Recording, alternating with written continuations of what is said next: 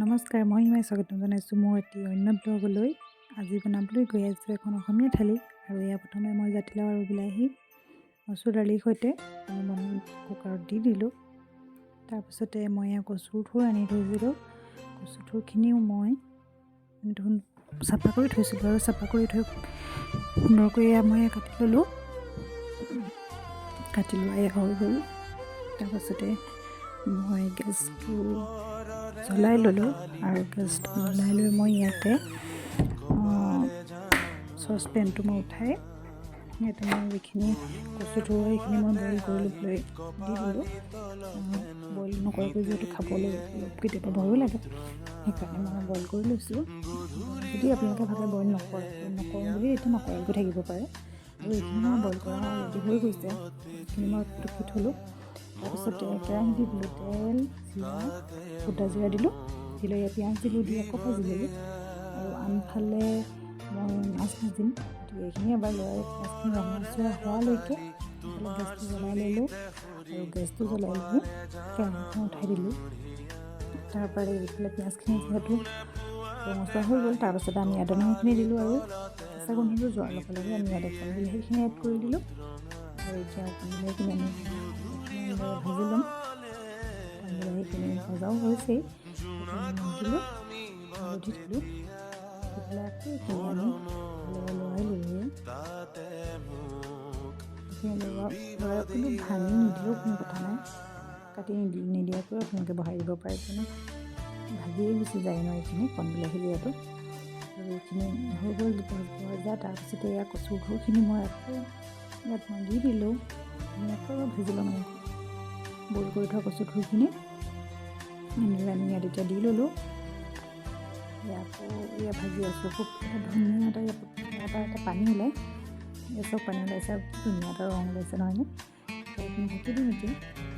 আৰু এইফালে যে কেৰাহীখন উঠাই থৈছিলোঁ, কেৰাহীখন গৰম হ'ল, ইয়াতে তেল দি দিলোঁ।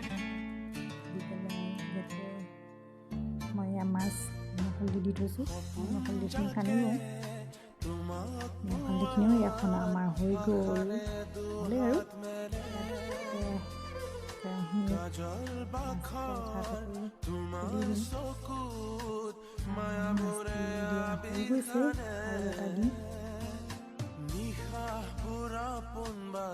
মাছকেইটা দি দিম আৰু মাছকেইটা বহাই লৈ আৰু বহা হৈ গ'ল যিহেতু, তাৰপাছতে আকৌ কেৰাহীখনত কিমান সময় দি থৈ সেইখিনি আছিলে যিহেতু চাই লওঁ এবাৰ।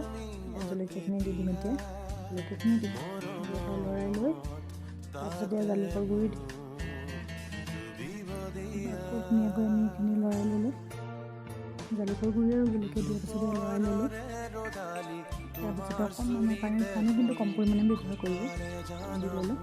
অকণমান সময় ঢাকি থৈ আকৌ দানাই দি ধনিয়া গুড়ি অকণমান,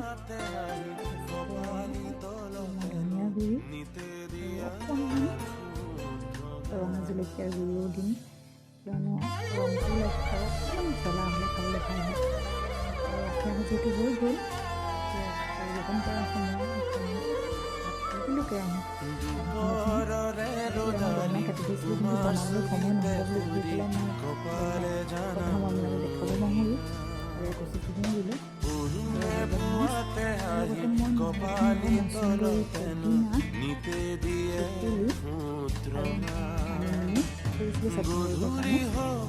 কাৰেণ্টটো নাছিলে, ভাবিলোঁ নহ'ব নেকি চাগে, কিন্তু মই কাৰেণ্ট আহি গৈছিলোঁ কৰি ল'লোঁ। আৰু এয়া দালি দিবলৈ পাহৰি গৈছিলোঁ, ৰেডি হৈ গ'ল। যদি আপোনালোকে আজি ভিডিঅ'টো চাই ভাল পালে ছাবস্ক্ৰাইব কৰি দিবলৈ নাপাহৰিব।